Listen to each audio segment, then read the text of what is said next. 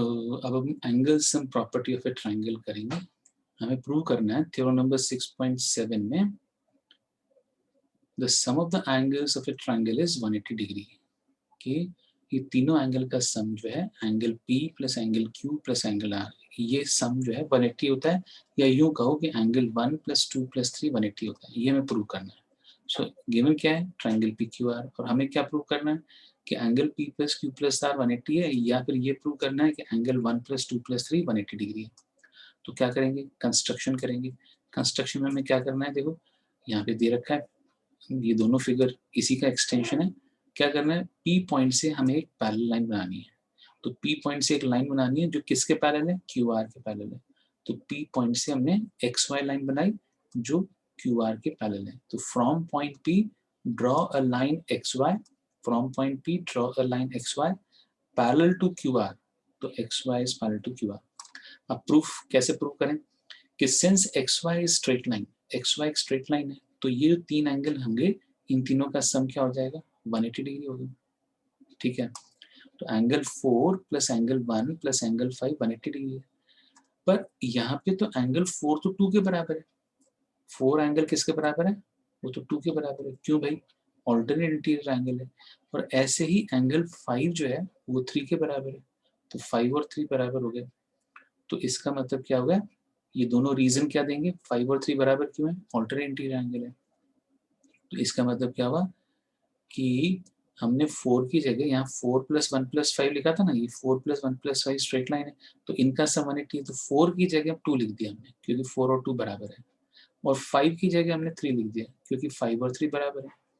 तो इसका मतलब 2 plus 1 plus 3, angle 2 plus 1 plus angle 3, इनका सम क्या होगा, 180 डिग्री।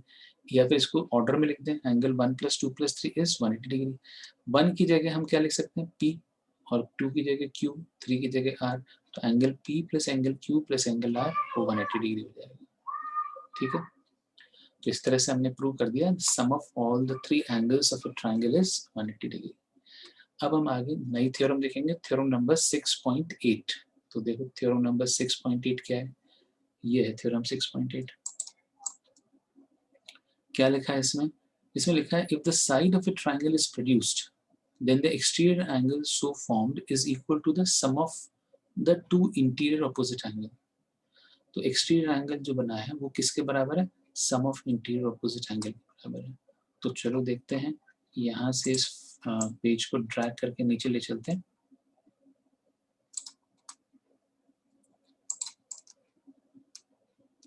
हमने क्या किया है, गिवन तो लिख दिया नीचे और टू प्रूफ जो है ऊपर लिख दिया। तो गिवन यहाँ लिखा हमने थ्योरम नंबर 6.8 से, गिवन हमने यहाँ लिखा हुआ कि ये ट्राइंगल दिया हुआ है PQR, ये ट्राइंगल दिया है, दिस इज गिवन।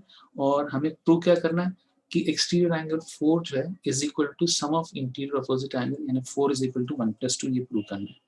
तो हमने कैसे प्रूव करना है, तो हमने यहाँ पे प्रूफ लिखा है। तो प्रूफ लिखने से पहले हमें कंस्ट्रक्शन लिखना पड़ेगा।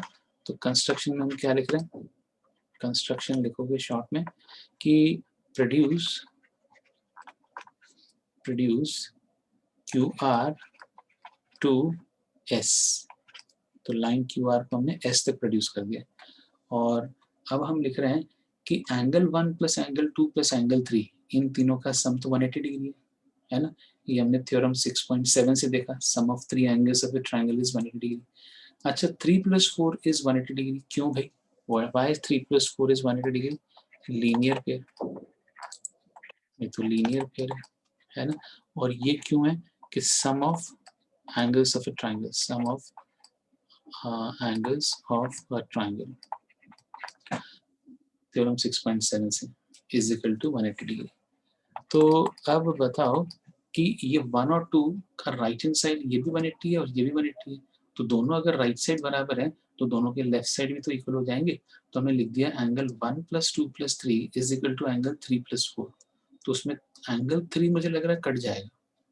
तो एंगल 3 कट जाएगा तो क्या आएगा, angle 1 plus 2 is equal to angle 4, यानी एक्सटीरियर एंगल 4 किसके बराबर है, 1 प्लस 2 के बराबर। तो exterior angle is equal to sum of interior opposite angle, ये हमने प्रूव कर दिया थ्योरम नंबर 6.8 में। ठीक है, so the rest of the question this example 8 is also important, ये बहुत इंपॉर्टेंट है, ये करना है आपको। और बाकी फिर एक्सरसाइज के बाकी 6.3 एक्सरसाइज के 6 क्वेश्चन भी हम अगली बार करेंगे।